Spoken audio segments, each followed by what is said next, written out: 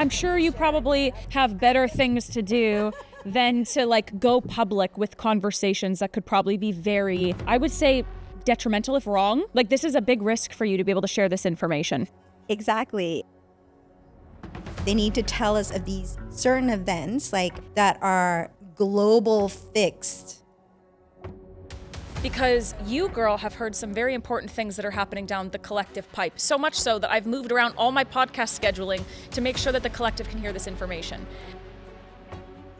In order to get to that new Earth, there are going to be certain events, structures have to fall, like political systems, financial systems, physical Earth structures need to fall in order to create room for the new. We need a reset. This world is not working. This is like a repeat of Atlantean times. The technology is way advanced and the general consciousness level is not.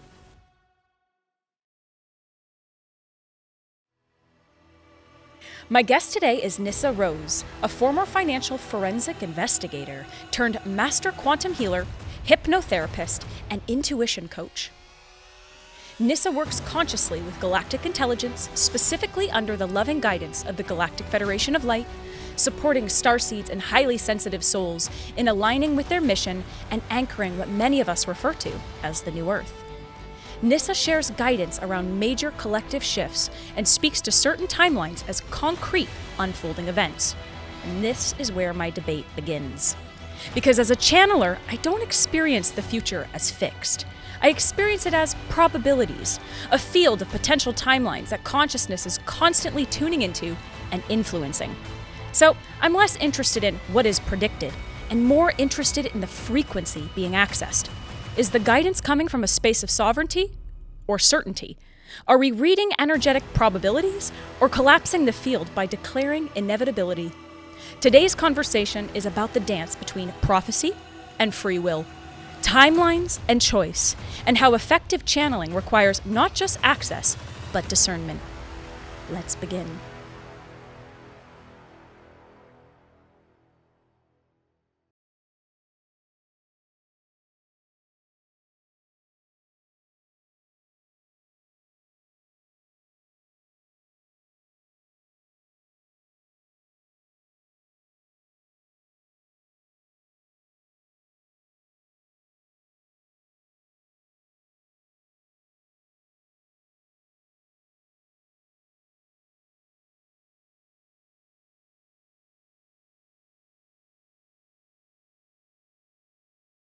Wow, what an introduction, Nissa Rose. Welcome to the Spiritual Debate Podcast. Oh my God, thank you so much. That was amazing. I love it. I have my comfort blanket and you have your comfort blanket. Yes, this is I my have comfort learned. blanket.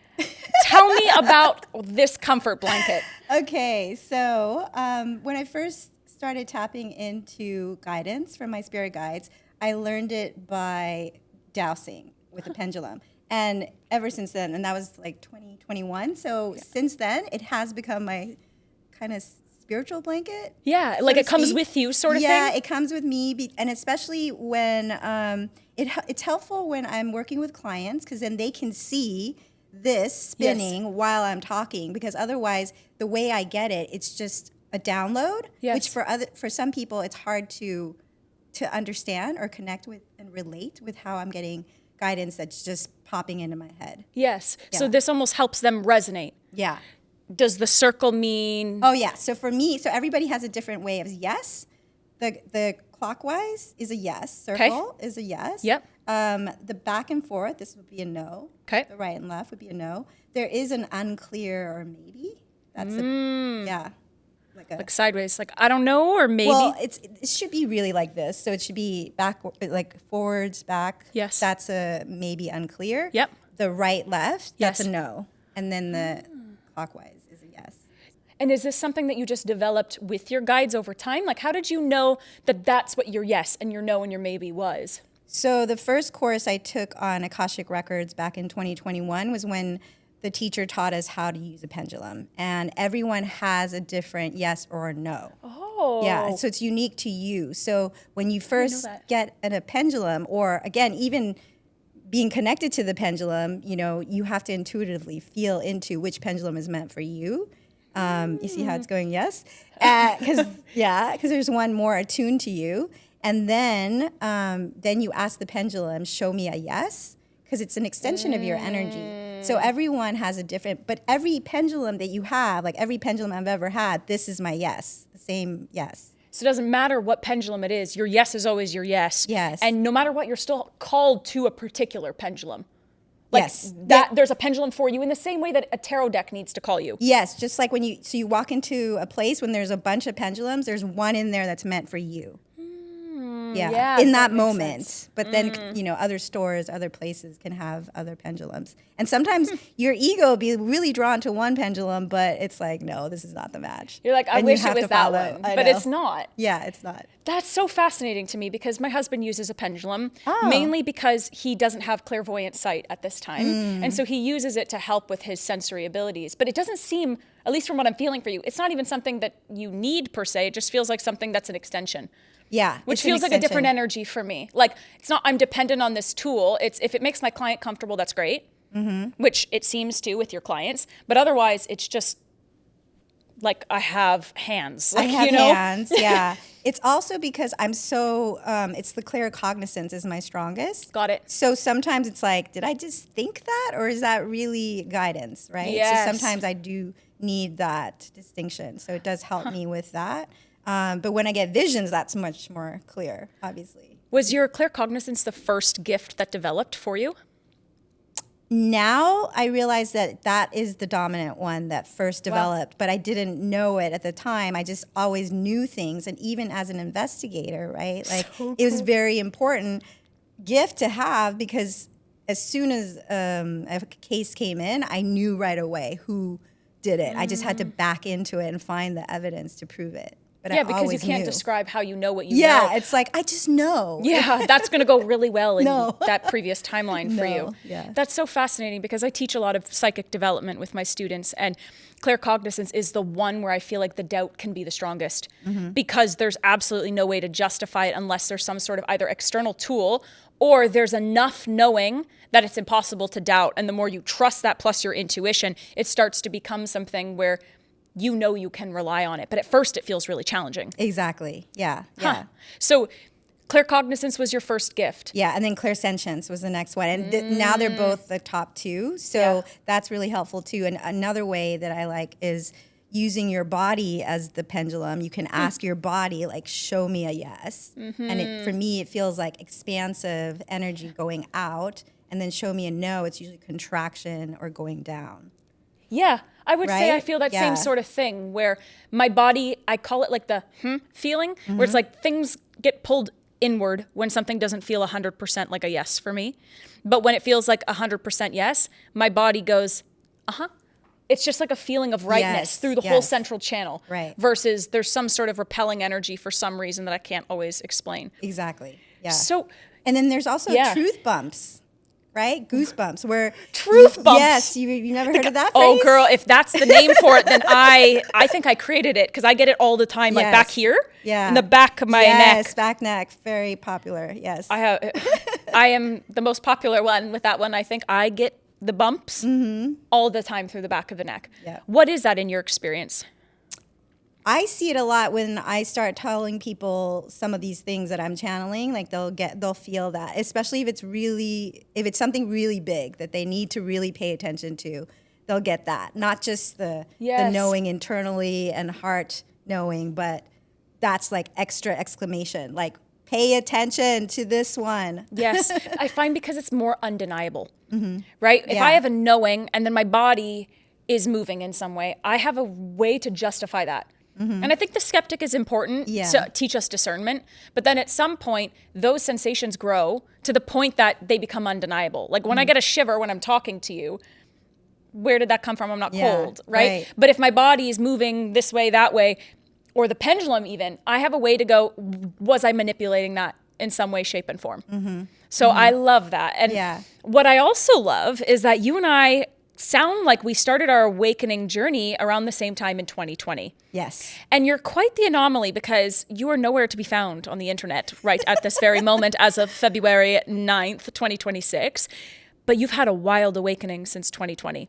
Definitely. So if I was a fly on the wall from 2020 to present day, what were the major shifts that started to happen to you in your spiritual awakening? Oh, wow. Okay. At the end of 2022, I was getting really strong guidance to sign up for 10 different modalities, 10 All at different once? courses all at once. Oh, Yeah, for 2023, in advance. And again, other Wow. people would have thought, is that spiritual ego? Or are you just getting what is that? But it was so strong. The guidance was so strong. And I was like, and they even showed me that hey, reminded me when we were children, we took 8 classes in a day. Every hour we would switch to a totally different subject, math and then English, and then it was no problem. Yeah. So I was like, oh yeah, that makes total sense. So why couldn't we do the same thing? And we're actually just remembering. yes. It's not we're learning from scratch. We're remembering stuff that we've already done many, many, many thousand times before. Yep. So I signed up for all 10 of them. And then 2 months later, there was an advanced course on the level 2 for one of the other ones. And that one was the most that I had spent on a single course. And it was 11,000 or something like that. And I remember hanging up the call with the teacher after I swiped my card and everything. And I kind of looked up and I was being cheeky and I said, okay, universe, if this is what I meant to do, show me the money. I'm not kidding. I was being cheeky, right? But 2 days later, my aunt, out of the blue, says, you know what? I'm getting too old, too tired to manage my rental property. Why don't I just give it to you and you can just have it? And it's worth over $2 million. Oh my God. Yeah, exactly. Show me the money. You got shown, girl. Totally exceeded my expectations there. I was like, okay, I believe. Wow. Yeah, that was huge. So was that a pivotal moment for you in what I sense is compounded trust in your Yes. abilities, compounded trust in what your mission was Exactly. in 2022? Yeah. Now, if we fast forward to 2026, what happened from that time forward that compounded for you? Well, so then all of 2023 is when I actually took all the courses, Yes. right? I mean, one of the first ones that I took that completed that I just started in February of that same year of 2023. So this teacher told me to come in person, Conscious Life Expo. She was going to be doing a workshop there. And she said, since you're a student of mine, you can actually come up to the front and I can work on you in front of everyone. So imagine a conference room of 80 people and probably twice size of this room. And she already saw this when we were on a call together, right? But she said, I definitely see something, a male figure here. And I'm I was totally confused. I didn't know what she was talking about, an ex or whatever. But then she said, no, family member. I'm like, oh, my brother. And she said, what about him? I'm like, he commits suicide. And the whole audience was like,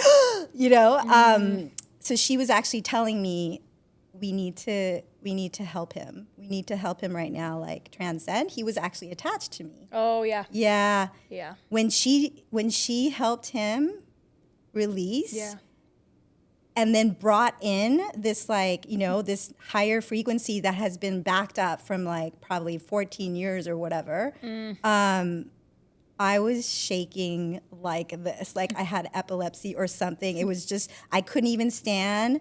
It was so powerful, that new vibration. That was them showing me this is real, that we are vibrational energy. We're frequencies. We're beings that are just, and so my physical body was trying to, anchor in that new vibration. Yes. For 2 hours, I just sat down and just was vibrating like this. And for 2 weeks afterwards, every time I went to bed, I was vibrating. So I was if I hadn't believed it until then, I definitely did, that this was real. This is the real deal. So he was not technically a guide for you necessarily. He was just what you would consider to be a 4D trapped spirit that had a connection to you energetically that was attached to your field in some way, and he needed to get sent back to the light. So he was not necessarily a spirit guide as much as he was. No, because he was disconnected from source. He had taken his own life, and his vibration was way too low, and he was too confused. And I have to take accountability. If we don't have the guilt or some other low vibrational energy, they cannot attach. So if I could have seen through love, through the vision, the illusion that, he was fine. But instead, I was like, what could I have done differently? Yes. And that guilt is what allowed him to attach. Got it. Yeah. Got it. So that was really the pinnacle moment for you to be like, here's the culmination of everything that I've learned, i.e. remembered. Mm-hmm. And now I'm in this pinnacle point where I'm actually having not just a transcendental experience that I had through my own practices and things, but now I'm actually having it in real time, and I'm feeling this frequency shift. Yeah. Now we're talking. Yes. And then there's a room of 60 to 80 people. And this teacher, she's amazing. She was able to take that frequency and let everyone taste it or feel it. So she can spread it out to the whole room so everyone could feel that frequency. They can't anchor it in, right? It's not meant for them. Yeah. And they haven't reached that level. But everyone, when I talked to people later, they said that even the very back of the room, they could feel it. Imagine like a big sound wave boom, just supersonic, just hitting the whole conference room. Wow. It was incredible. So then where does the Galactic Federation of Light come in? After 2023? So I always knew that so as soon as I started learning about Akashic Records, I already knew that I was highly evolved alien soul that came through as a human avatar. I also knew a lot of my guides were also these alien souls, but I wasn't very visual, right? So I didn't see them. But last summer, before last summer, end of 2024, they were guiding me to Dolores Cannon's work. I've heard this quite a bit. Okay. Yes. Yeah. So, and 3 waves of volunteers. That was the very first one that they had me. I listened to a clip of it before I bought it, and I burst into tears. And then I was like, oh, wow, I'm one of the volunteers. And then, so then I got the sense, why are you guys showing me this? Oh, you guys are trying to get in touch with me, but I don't know how to do this because I can only meditate. I can meditate an hour and a half. They were saying do 3 hours to go deeper. Right. I was still not able to get there. But one of my former teachers, he actually channels off-world beings. Okay, yeah. So I said, hey, can I call Marcus? Marcus, hey, this is kind of sound weird, whatever. He's like, I don't know what we can try. I don't know. He's never done that. He's never guided other people to do it. It was just something he did for himself. Yeah. And he actually, his channeling is different. He actually kind of lets them speak through him. Oh, he does more trance channel. Yeah. I don't like that. I don't like that. So, but anyway, so he's in Australia. I'm in Portugal. Right, and we're on this Zoom call, and then he's like, "Just picture a pyramid, and you're gonna walk into the pyramid." And then he's like, "Oh my God, Nissa, they're right there, all 3 of them." So he could see it instantly. I was like, "I don't know what you're talking about," but he was like, "There's one right in front of you. Tune in." It was like a radio station or honing in, and I was just like, "Okay, one right in front." I felt like I was just, focusing. Yes. And then I could see it. Green, like a bluish green skin, big eyes. It was reaching out its hand, I could see, and 3 fingers came forward, and they had little bulbs at the end of them, and it was tiny and skinny. And I was like, oh my God, I'm seeing this. I'm like, am I making this up? Because it looks like something because I love superhero movies. So it looks like something you've seen in movies. And he's like, no, describe it for me, Nissa, because he can see it too, right? And so he could double verify for me. Yes. So I described, and he's like, exactly, spot on. And he's like, there's another one to your right. And I was like, and that one had a gown, felt like a high council member. Yes. And bluish, the more Avatar bluish skin. Yeah. And then Marcus said, "Are you guys Galactic Federation of Light?" And it was resounding yes. I was still a little bit what is happening? Wow. But for him, he was like, I can verify all of that. So that was incredible. That was the very first time. And then since then, there have been other ones where, they've taken us on a wormhole to another planet. The planet, I guess the last planet that I incarnated in, and they're tiny, by the way, so, hence why I'm Frequency match. Yes. They're tiny. They're also skinny, big eyes. Just so pure love, like full of love, and they're so innocent and just like pure joy, like little like childlike energy. But you could tell how powerful and how wise they are. But just so, and they were so happy. It was like, it felt like a homecoming. But I was like, this is my home. But then the next day, I just burst into tears. I was like, oh my God, I am homesick. That was home. Like, it's been so long, you know? Yes. And it made sense now. I'm like, this is why. Like, they're so pure love that it makes sense why this world doesn't make sense. Like with the, you know, why people hurt each other or hurt animals or hurt children or whatever. Yeah. When you're that pure love and innocence, like, it totally made sense. And anyway, so when you feel that frequency, that's the discernment. You can tell with the frequency, your heart, you know when you're in front of someone, you can feel that energy, whether they have, you know, pure intentions or not. Yeah, it's like the frequency of truth is something that is so undeniable. And it takes time to be able to be in our subtle senses enough to be able to feel it. Because what I've come to learn in my work is that not all beings who've come into my consciousness have said that they were Jesus Christ were actually Jesus Christ. And there can be multitudes of reasons for why that is, whether that could have been that there was a time where my vibration was susceptible to it and I was available for it in some way, shape, and form. Oftentimes I find that there's a whole other like narrative that's not being talked about, which is what happens as a byproduct of power. So I've been able to connect with extraordinary channelers who have literally been hospitalized because of psychic attack due to their abilities. They are trance channels for the Arcturian Council, and they were offered, not by the Arcturians, of course, but by this person who understood quantum channelers and asked her for her soul, and he would give her $2 million. And when she said no, she was then attacked psychically on such an unbelievable interdimensional hijacking level, not because she was powerless, but because she was powerful. And so there's like this whole other conversation about what happens as a byproduct of growing. You're a quantum healer, your quantum abilities. What happens the more that you grow? And I find that even if you're not a frequency match to it, there are external beings that have a direct intention to infiltrate your path so that you don't experience your full power. Has that been something that you've experienced? Or do you feel like, I'm with the Galactic Federation, I feel like I'm home base as a starseed, everything I access hasn't touched that frequency? Or have you had some, oh, that was kind of a weird experience, or I don't know what that was, but that wasn't right? I've definitely had entity attachments and like negative attachments, like even with your brother, right? Well, after that. So I would say he was not like, it wasn't malicious, right? It's like he's just disconnected from source. Yeah. He needs to find some source of energy, and this is why they attach, and they tend to attach to a family member, whoever they're closest to. So it wasn't malicious. Yeah. It didn't feel evil or negative or dark or anything like that. But I have since that time, so as I was also, you know, taking all those courses, I hadn't yet cleared some of these concepts, some of these vows, some of these, you know, the perception that there can be other things that have control or power over me. It requires clearing to a certain extent or level before nothing can happen. There is it's like a threshold.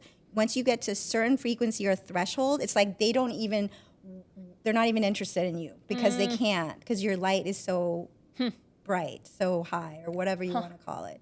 But at that time, right after, so 2023, there were a lot of like attachments and non-attachments, and it was part of my mission to learn how to manage it, how to be okay with it, actually to have loving compassion, because if there are ones that are kind of in that dark world, but they do want to switch over, guess what? They're going to need to find one of us to help them transition or to transcend.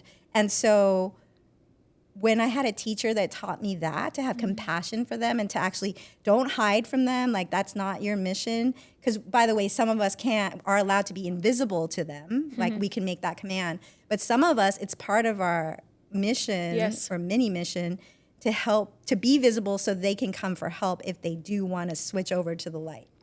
Yes. So once I found that loving, compassionate way of looking at it, instead of being like, I mean, and I've had a lot of teachers that were like, you know, they do this when they want to get the like icky energy out. And that's actually judgment as well, and spiritual ego, as opposed to like, wait a minute, we're all one. We're all from source, even them.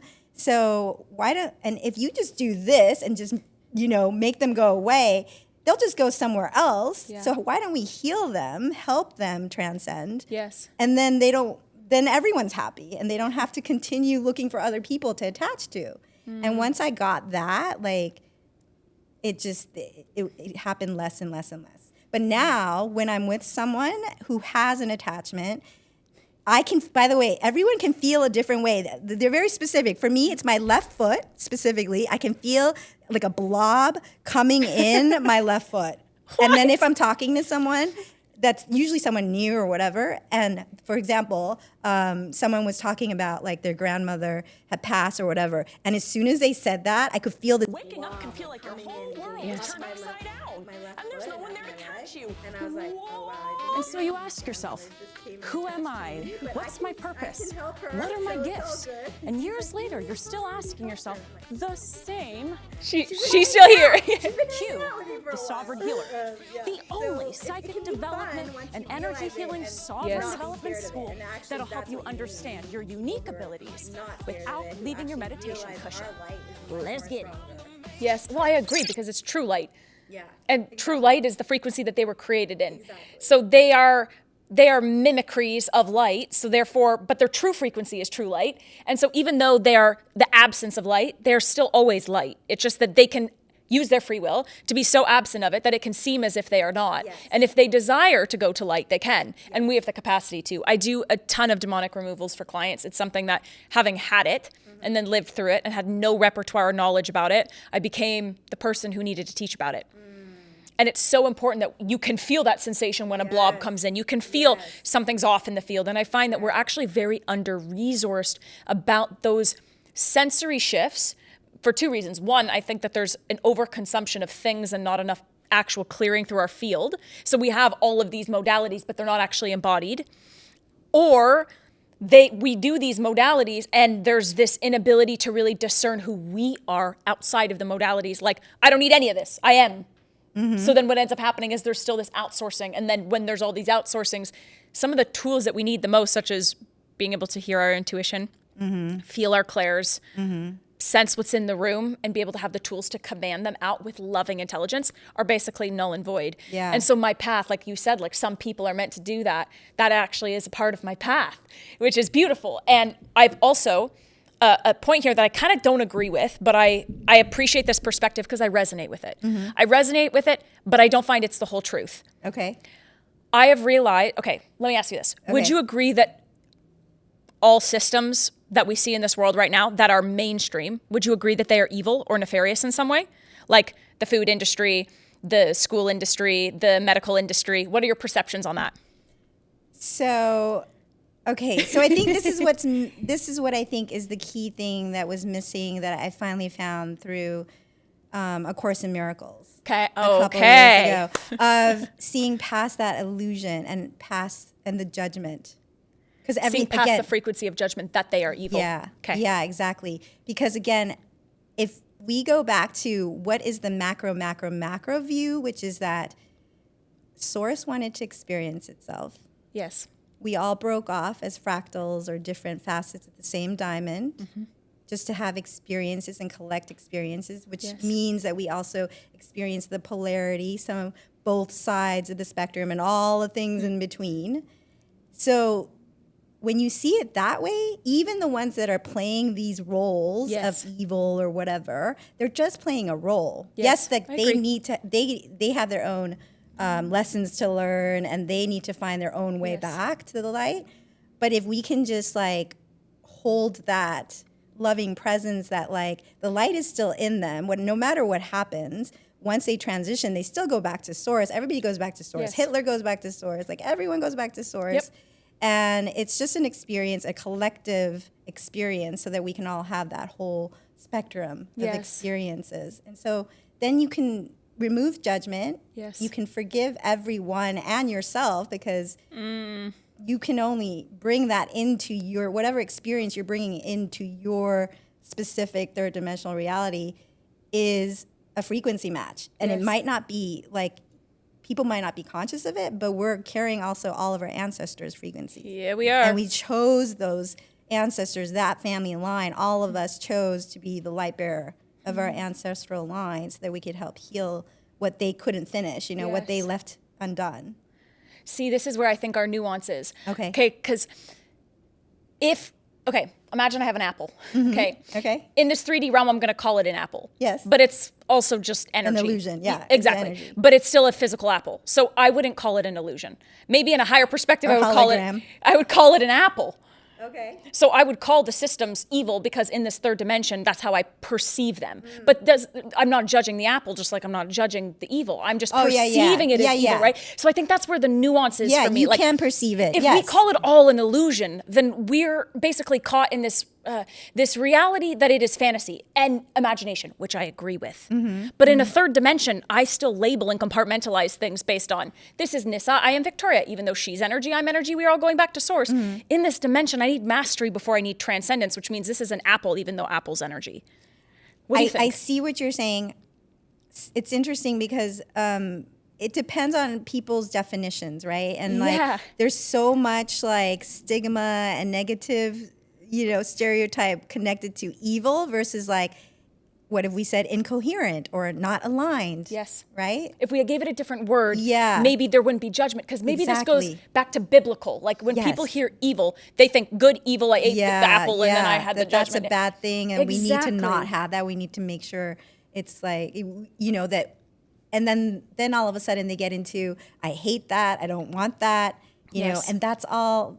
So if we are part of everything and everything is part of us, we need to accept that everything exists perfectly in divine order and allow the energy to go through. And this is what they mean when they say what you resist persists. Because basically, instead of being everything and letting everything be us, when we pick one thing and go, I don't want evil in my life, now you've created a block or you've created like it can't flow through. Yes. So that energy sticks, and then that's how you're bringing in more of the thing that you really don't want. Yeah. It's like, I agree with that. I agree with that. And I think there's a fine line in this realm that we're in between. I'm focusing on it and I'm aware that it exists. Yes, observing. Right? It's like, there it is, got it, check mark. Like a lot of people are talking about the Epstein files right now. And I'm like, you guys, the same charade, different date. It's just a distraction. It's literally the same. You have to be able to check mark it in your awareness and continue to create the realm that you desire. Instead of it's like, this is all an illusion and I'm not participating in it. For me, that feels like I'm bypassing it because I don't want to feel it in order to heal it. And as a collective, if we're all a part of the one, if that's drawing our awareness to a part of us that needs to integrate, then that's our responsibility, I think, as stewards of the new earth. Exactly. 100%. Okay. So we're kind of on the same wave. We're just using different words that attach to different coherence for us. Exactly. And yet we're still speaking the same thing, which is we don't want to judge the very thing that is a part of the all. Yes, and the only way we actually help absence become remembered is through awareness and love. I think. Exactly. So 100 P. Okay, fantastic. Great. Now I want to talk a little bit about timelines. Yes. Because So you, important. girl, have heard some very important things that are happening down the collective pipe. So much so that I've moved around all my podcast scheduling to make sure that the collective can hear this information. Yes. So first, who are they that told you this information? Galactic Federation of Light. Okay. GFL. Yes. Fantastic. And what have they told you specifically about what's coming in the collective energy? Okay. So most people have learned the term New Earth. Yes. That this is like the 5D, the unity consciousness version of humanity, Earth. In order to get to that new Earth, there are going to be certain events where basically we are releasing and purging the old, you know, structures have to fall, like political systems, financial systems, physical, you know, earth structures need to fall in order to create room for the new. Yes. So, and they've given me this analogy many times about like they're giving us this information because, or for specific starseeds, anyone who's listening to this, 100%. they're meant to hear it. They need to know that. It's not a coincidence.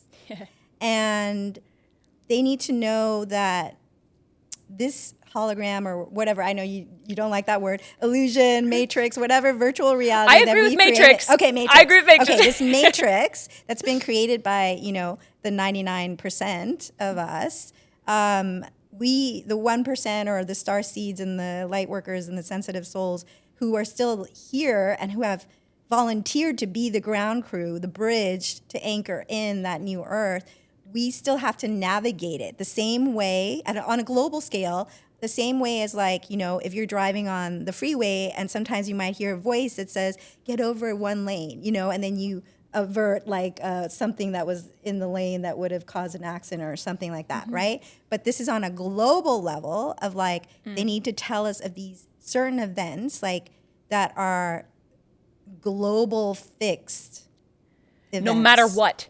Yeah. No matter what I do as a light worker or don't do. So they said it's world destiny, but individual destiny can still be chosen, meaning you can still choose whether I want to do something or act in a way that avoids that. So I can use my free will. Yes, regardless can use your of free destiny. Will. Exactly. Got it. So the destiny is, the flood is happening, just like Noah's. The flood? The Noah. Oh, what sorry. do you mean, like Noah? Yeah, like a great flood. I better be on that fucking boat. What do you mean? No, but it's like the great flood of the level of Noah's Ark flood, but we're not having an ark. We're going to have instead little starseed villages in higher elevation areas. So they've even shown me, one of the visuals they did show me was, imagine all the skyscrapers in New York City. And I saw, it felt like I was remote viewing into the future. I was in the water. The sky, I could see that the water was all the way up to here. If this was the building. Yeah. The water was up to here, the last few. Do you see a new movie that came out recently? It's connecting the dot here for me. There was a new movie, something about a flood. The Great Flood? And it was the exact image. Yes. It was the exact image. Basically, it was flooding all the way to the top, but they had enough room to be able to get to the elevation. That was an image that was coming through as you were just speaking about that. There are no coincidences. Yeah, and it just came out recently too. I don't think it was that long ago. Yeah, I think it was a Korean movie on Netflix. Yes. They popped that in for me. I was searching for Avengers, AV, and then the Great Flood shows up. I'm like, there's no A or V in the Great Flood. I mean, there's an A, but there's no V. What? Later on, after I watched it, I did it again because I'm just let me just check.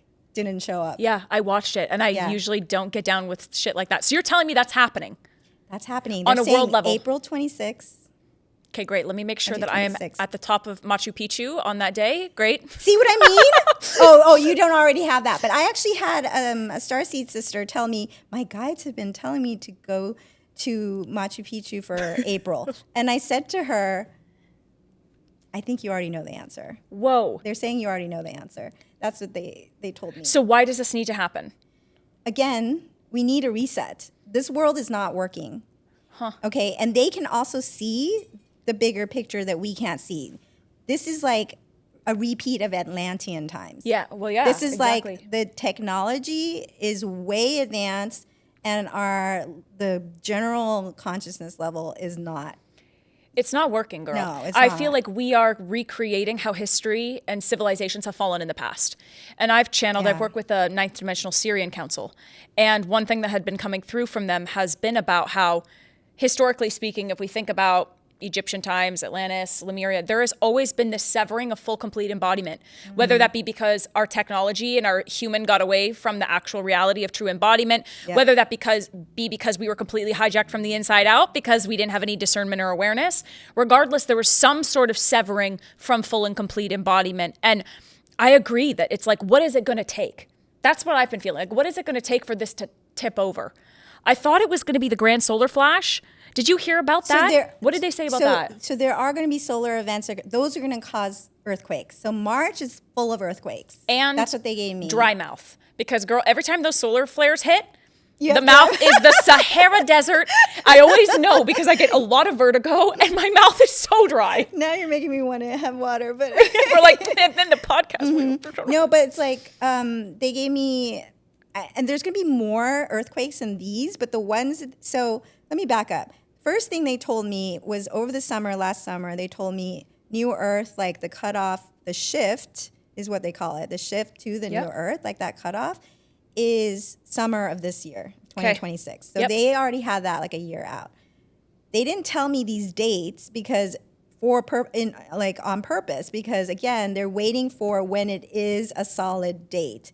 And then it's at a global level. So there is no other, there's no like, they keep reminding me, right, that when we were playing around with our superpowers, like, oh, I want a timeline jump, I want to, I want better weather, I want like blah, blah, blah.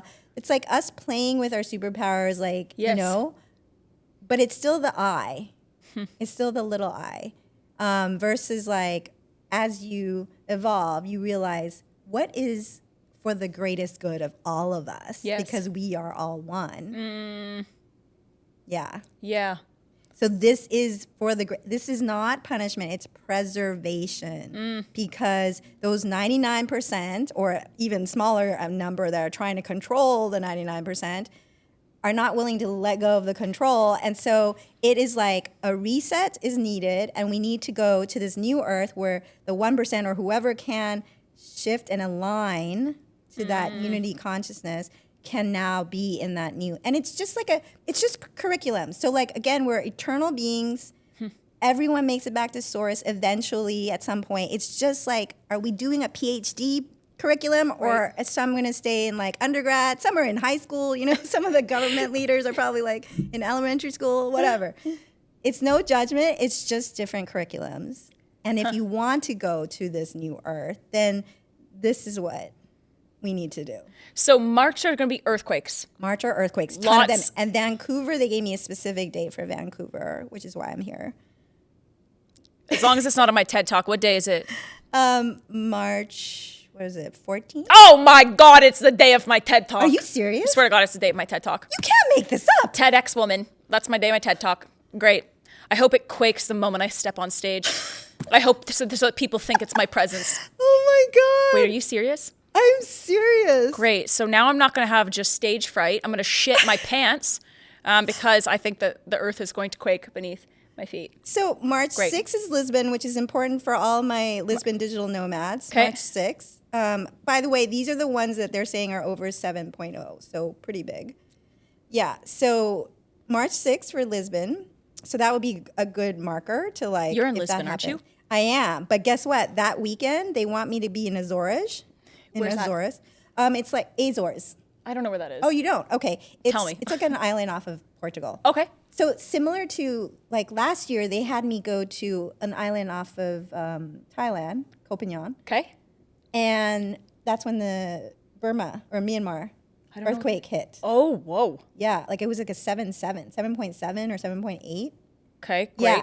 Again, so they were reminding me, look, remember we did that so that you could be clearing the grid from there. Like while it was happening, you were interdimensionally working through the field to support. Yeah, but I wasn't in the middle of it, but I was close enough. And that's what they're having me do, being in the Azores. Wow. For Lisbon. So that's March 6th. And then, and by the way, like what I love about having clients where they're getting, they're opening up their gifts, we can play, we can collaborate. They can, because they're all seeing things at a different, every one of us has gifts and seeing things from a different angle, right? So I love like, triangulate or whatever, asking, it's like a big CIA. So you can kind of get the whole picture? Yeah, so I can get extra information, because it was another intuitive that told me, why pole shift? And then I was like, oh yeah, that makes sense. They're saying yes, but I didn't have the awareness of what a pole shift was until she said that. The pole shift is going to create the flood. Yeah, the solar flares are for the earthquakes. But anyway, so I asked this one client of mine, because I was just actually testing his intuition, what date are you getting for the big earthquake in Lisbon? And he came up with like came up with 5 dates, one of which was March 6th. And I was like, wait a minute, he thought he was wrong. He was like, I'm just getting all these dates. And I'm like, no, you're not wrong. But I just didn't know there were going to be more. Now I'm like, oh, okay. So then March 6th, March 13th, March 14th, March 16th, and March 19th. Globally or just in Lisbon? No, each one I had to go back and circle back. So Lisbon, Myanmar again, Vancouver, New York, and then LA. But LA, I just learned. So again, as an intuitive, it's like we say pulling the thread, right? So you get like clues, little bits, and I'm not consciously asking for them. They're just like dropping them in. For LA, I was getting that it's going to be LA, San Francisco, maybe Vegas, maybe like more than just, because California itself is huge, and right on the fault line. Whoa. Yeah. So the pole shift is next in April. In April. Okay. And that'll be a fast thing, whereas people think it's going to be a gradual thing, but it's going to be like, opposite. Like we're going to be freezing in warm areas, or we're going to be. Well, we're already kind of noticing that, right? It's kind of like the frog in the pot thing, where it's like if the water heats up slowly, the frog doesn't know it's dying. But if it goes, whoop, then the frog's like, yeah, like get me out. It's like we've been slowly cooking over time to the point that us as intuitives are feeling this energy of whatever it is, we need to be prepared. Yeah. And for each of us, that has a different meaning. For me, that feels like relax my asshole Yes. every day. Yes. Like just stay in peace frequency, stay with my guides, stay on my narrow path, and continue to serve my message.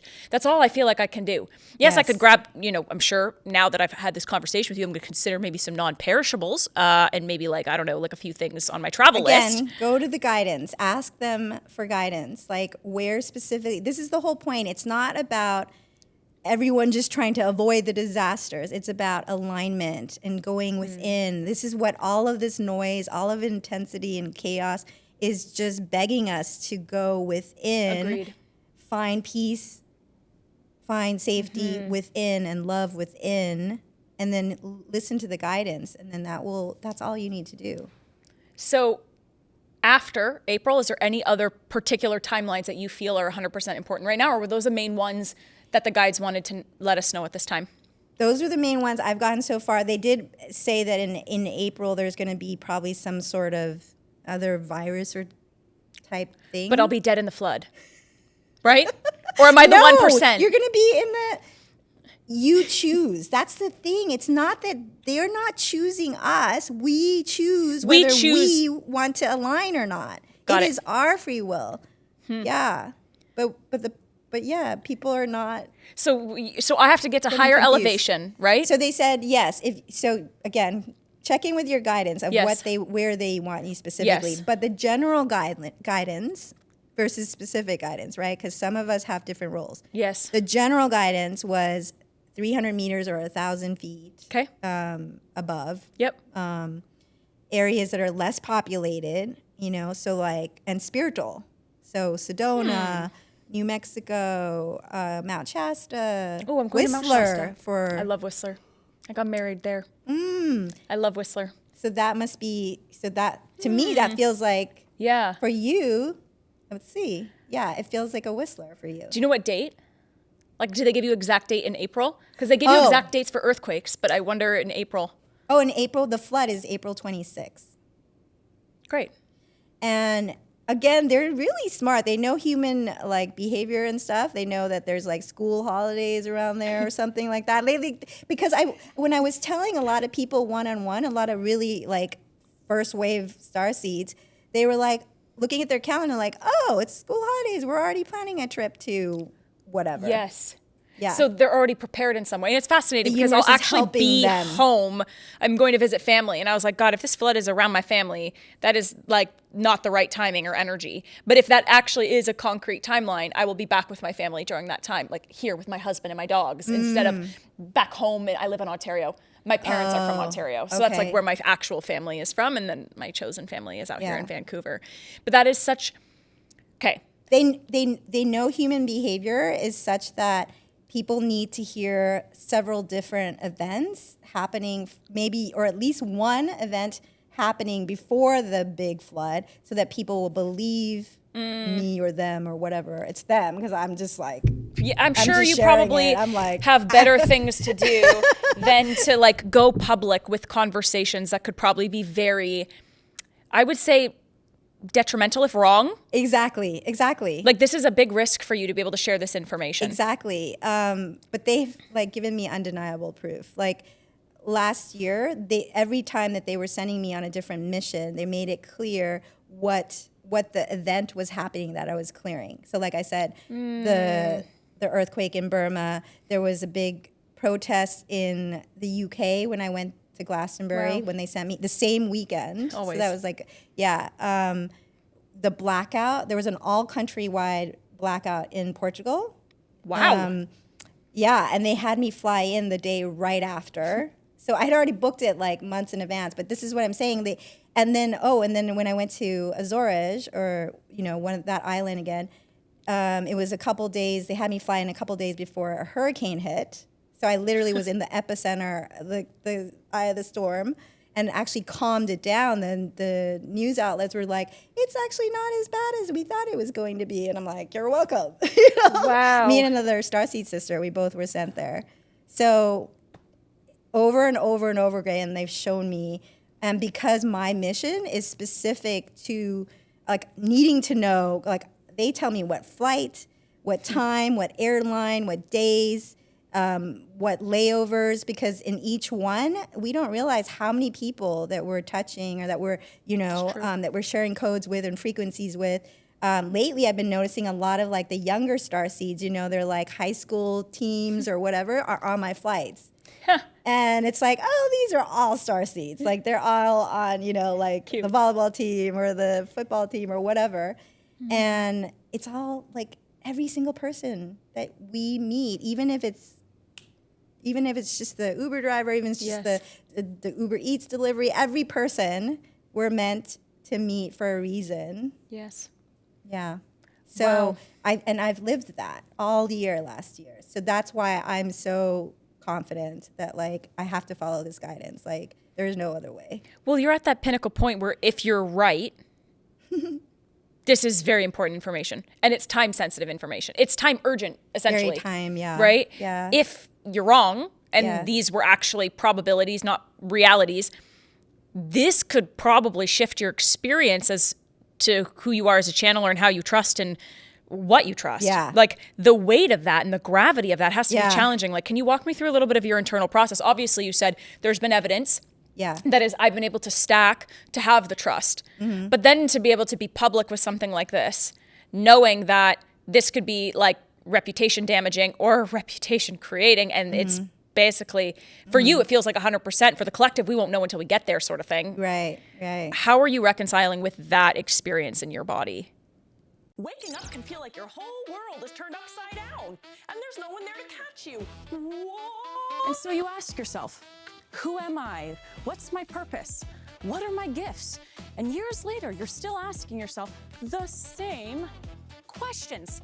Cue the Sovereign Healer, the only psychic development and energy healing sovereign development school that'll help you understand your unique abilities without leaving your meditation cushion. Let's get it. So that's another thing.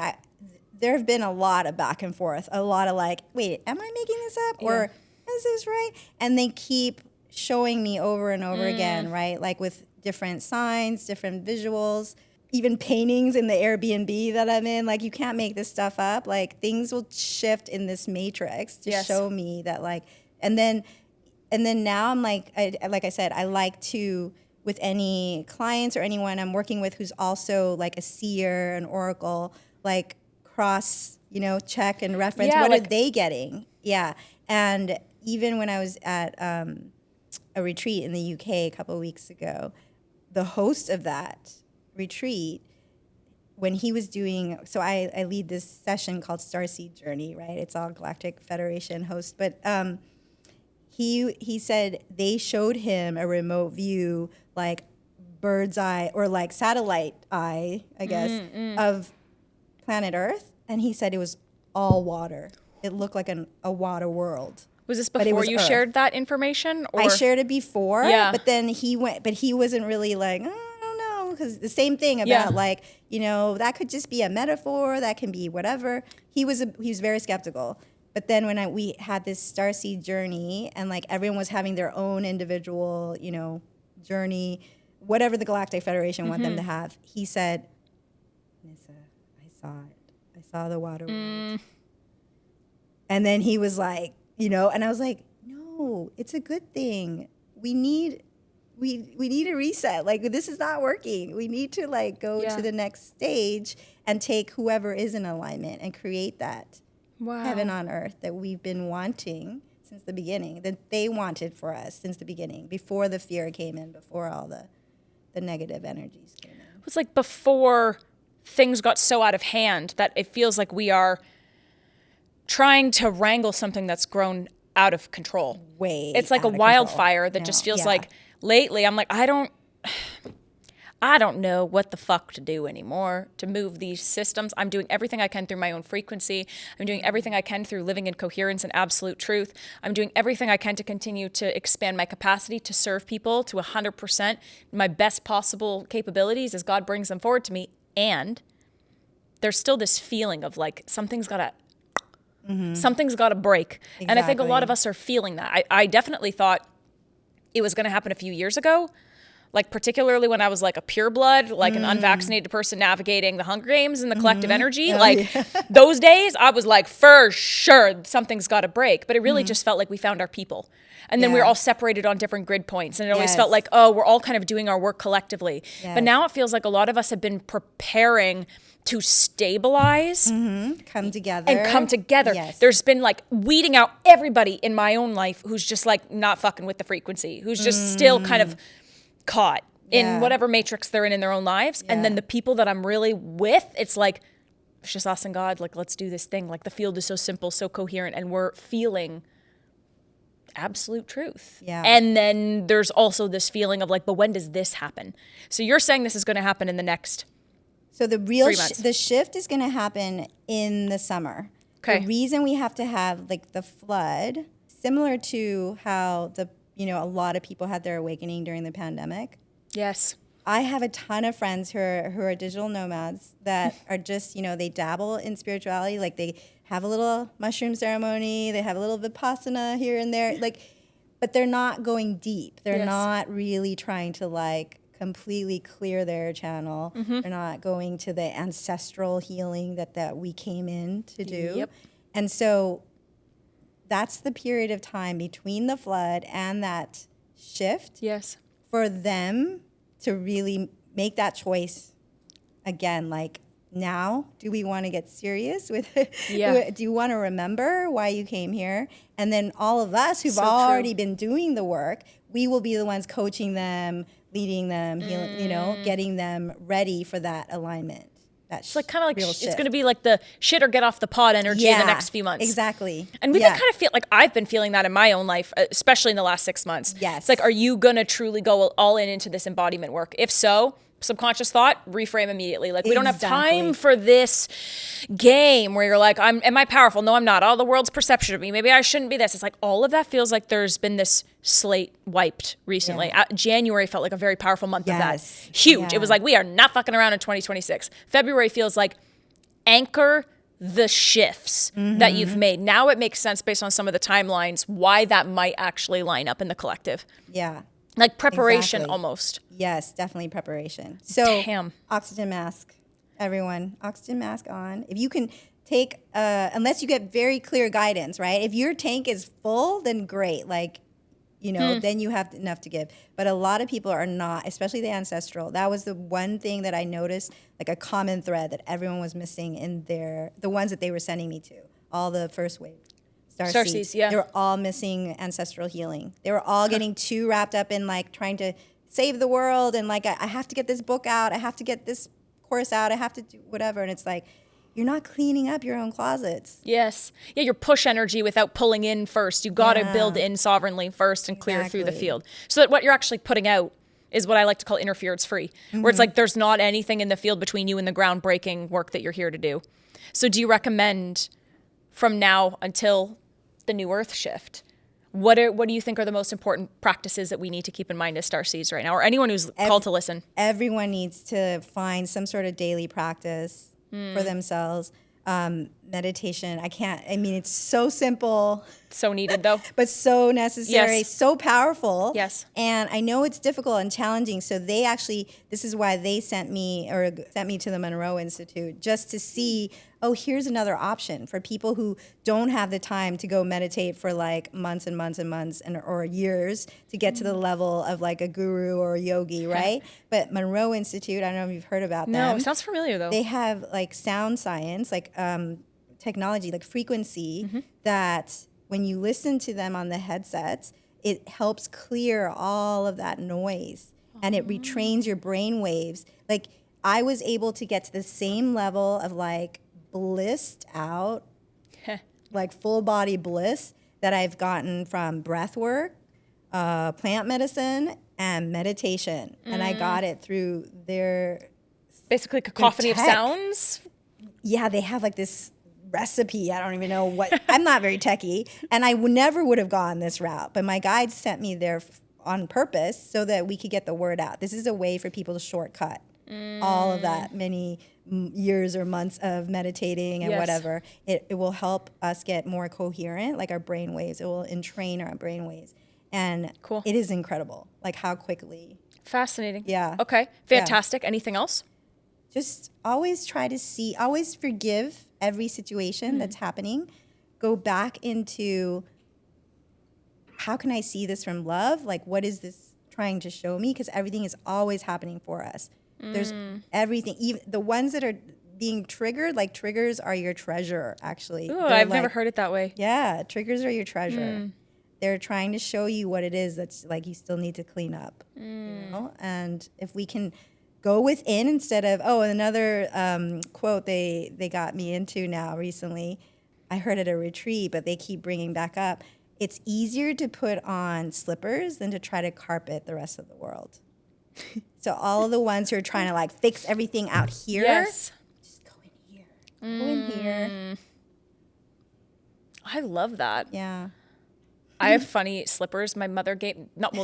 These ones are super cute, but I have these funny ass slippers my mom gave me, and they're so ugly. They're like bedazzled, actually, the color of my nails, and then they've got all this like fluff on the outside. And as you said that, I was like, I would totally wear those slippers.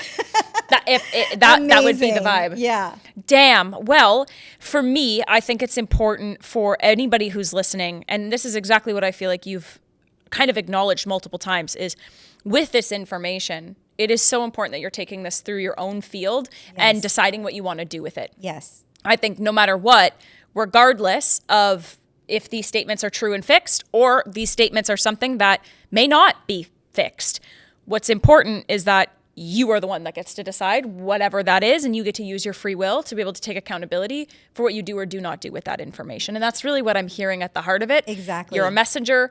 You want to deliver this information, and you want people to choose through their own internal guidance system what to do with it. Exactly. But no matter what, I wouldn't be able to personally live with myself if I knew that I had this nagging timeline in the collective energy that would literally shift the world for positive if I didn't bring it up. Like, it would be like, I can't not say something. Exactly. So, when your friend's in a toxic relationship and you're kind of like, I need to tell them even though they might be pissed. Like, I need to tell them because they deserve that truth, and that's why I'm friends with them. Yes. That's really what I feel like your energy is bringing to the space today. Absolutely, 100%. And they reminded me too, like how many of us said, like, I wish I had a few months like advance notice before COVID hit, for example. Like, what would you do differently? So here we go. Yeah. And then, of course, instead of being like, okay, what would I do now that I have this information?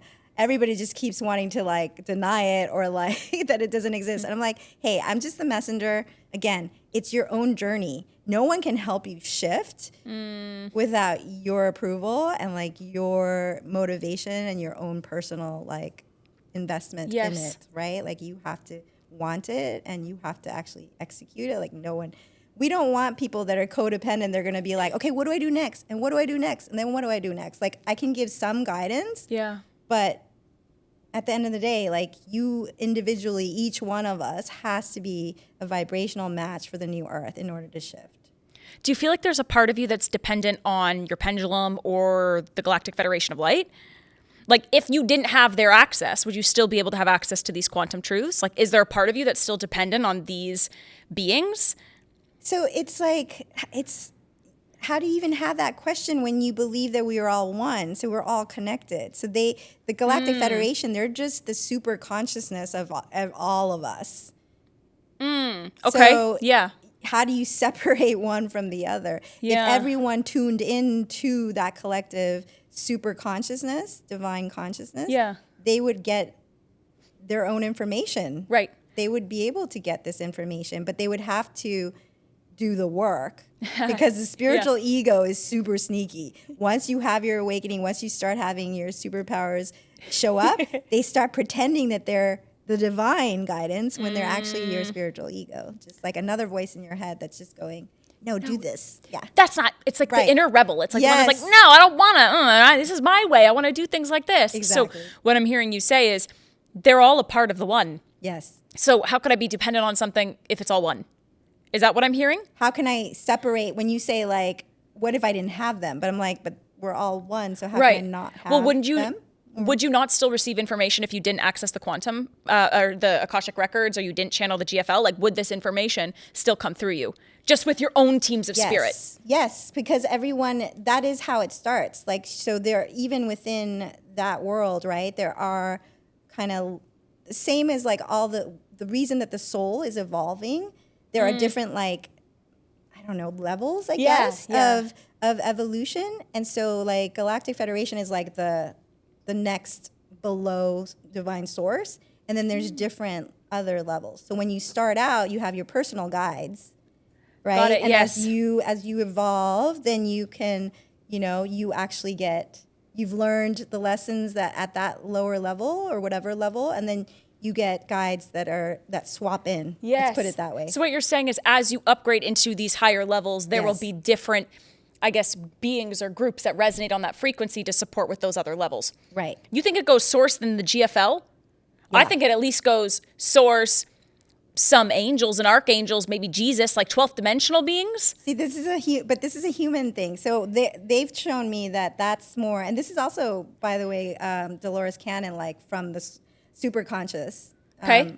They came in, they gave this image of the, like Jesus and angels. Jesus is also like, is a sibling, right? It's just like, but anyway, it's Earth created, right? Not galaxy.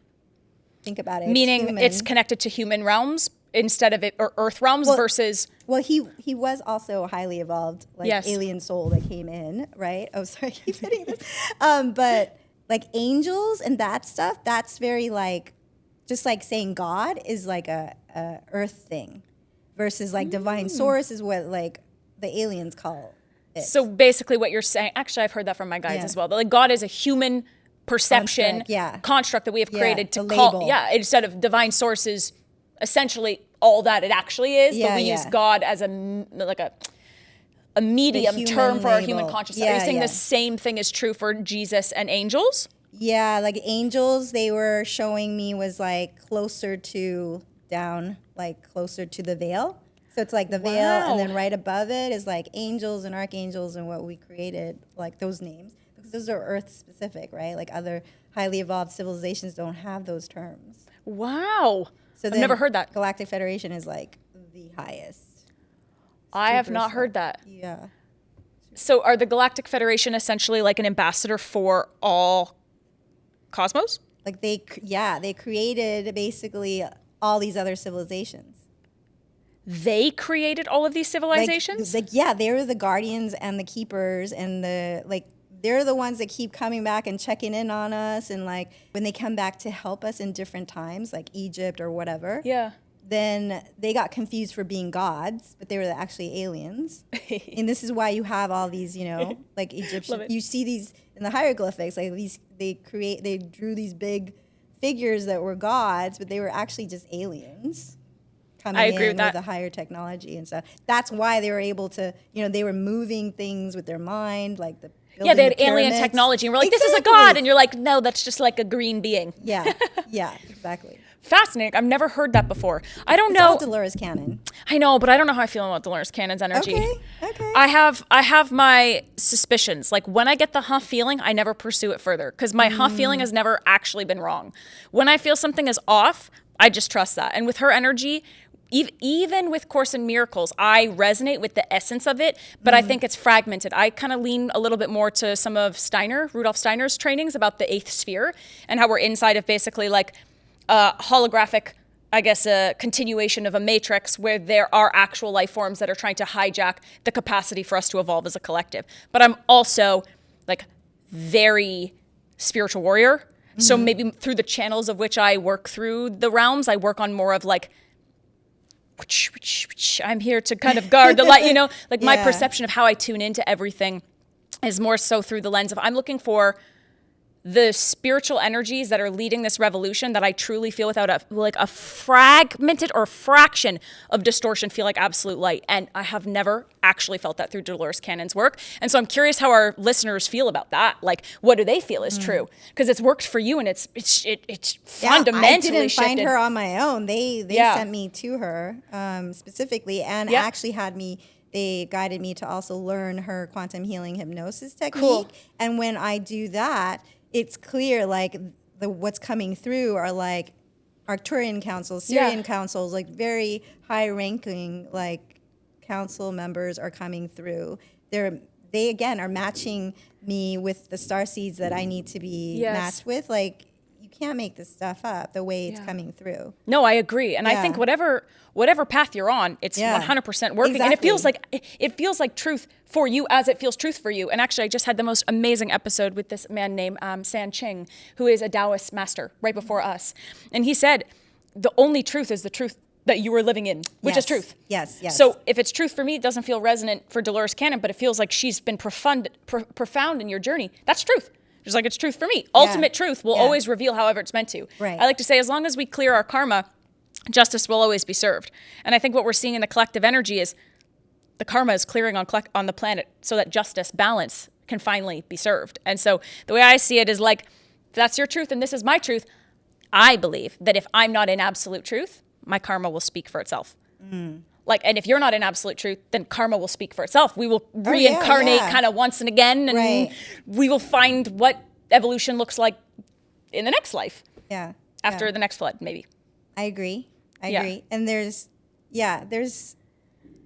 like I just kept hearing them telling me, this is in A Course in Miracles, right? I kept hearing that love is all there is. Yeah. So even like, if we are all just this great central sun, right? Or facets of that diamond, that's the real, like us. Yes. So to speak. So even like coming in as a third dimensional alien is an illusion in itself. Yes. Right. So like you're saying, so what is that really truth if that like really what we are is just this big ball of love? Yes. That's really the truth. Yes. But I guess it depends ultimately then on what someone's experience of life has more meaning through the pursuit of. Meaning, I really like being Victoria in this life. I like the love I have. I love the dogs I have. I love the life I live. I love the money I make. I love the people I get to talk to. Even though we're all just energy in motion. Even though I know that when I die, me and my husband's soul are going to laugh and be like, yes, we found each other in this lifetime. It was beautiful. Like, even though I understand there's a grander tapestry, I'm personally really happy in this human experience of which I'm living in this 3D realm. And I love mastering this realm. I don't want to be so transcended of this realm that I forget that the best part is the fact that I get to eat pasta until my stomach hurts. That I get to eat food. Like, I'm not really interested in like the Jesus diet and only channeling the GFL until like I lose myself. Like, I always want to stay. Victoria Josephine Pipo came from a really messed up lineage. I'm just this human doing the best I can with the material I've got. I'm not aiming for transcendence. I'm aiming for happiness in this realm as I am experiencing it. And I feel like, to me, that's how I feel the closest to this. Yes, of course, I feel it in meditation and I access it with my guides and I understand those concepts. But I think the greatest work that I can do for me on earth is to live the best fucking human experience I possibly can with everything that comes with it. And that maybe does mean that I'm participatory in the matrix in the sense that I understand that I'm in it. And I understand that it's an illusion. And I understand that that's also okay. So long as I live the best existence I can. Does that make sense? It's like, I'm always so mindful of like where I become consumed by the spiritual concepts and not the fact that I am a personality and an ego and a human, and I don't know that I want to transcend it. I want to experience it. Yeah. Well, the new earth is not transcending it. It's embodying heaven on earth. It's creating a kinder version of this earth where there is no more suffering. There wouldn't be they wouldn't be allowed to like control us in fear or keep us like there's no parasitic forces. No, it's like literally like Avatar, that world that in that movie. That's what the new earth is supposed to be. No, like we don't need money. It's all about being in service, being in love, and just embodying our fullest potential and like helping other civilizations go through the same, evolution, just like we're going through right now. So it goes back to they can see what we can't. Yeah. And they know that it's heading towards that Atlantean ending if it was left to the ones that are in control. Agreed. So even though we love our the ones of us that love the life that we're living right now, if the ones that are kind of like in control blow us all up, no bueno, right? It's true. So I agree. So this is what they meant by this is preservation. Like we are trying to preserve the ones that have aligned, that have done the work, have, that can continue this journey. Yeah. One of my next level. Dear sisters, Sophia Del Porto, talks about how the future lineage is literally being birthed through the mothers of today. How important it is that we are the lineage that actually has the opportunity to create the future of the collective. Because I think maybe you and I can both agree, we've never seen a sicker civilization. We've never seen a more disembodied civilization. And we are at a pinnacle point of literally exterminating our own selves. Exactly. And there has to be some sort of shift. And I think, to your point, I do agree that it needs to be extreme. I think we need to rip off the Band-Aid so that we can actually restore natural order and harmony. And that is something that I think you and I both are in service to. Absolutely. Beautiful. Well, thank you for being on the Spiritual Debate podcast, my friend. I think you're extraordinary. I want to make sure with you, is there any other final pieces you feel are really important to share with us today? Any other final downloads or codes that you feel are important as we close out today's episode? And you know what, girl? You didn't even use the pendulum once when we got started. I did a little bit, but yeah. But you were just like here. It just felt like it was with you, and we were just in this field. Right. And it was, regardless, I think this was a really rich episode. I think there was a lot of value in this. And the biggest thing now is I think our listeners have very important information.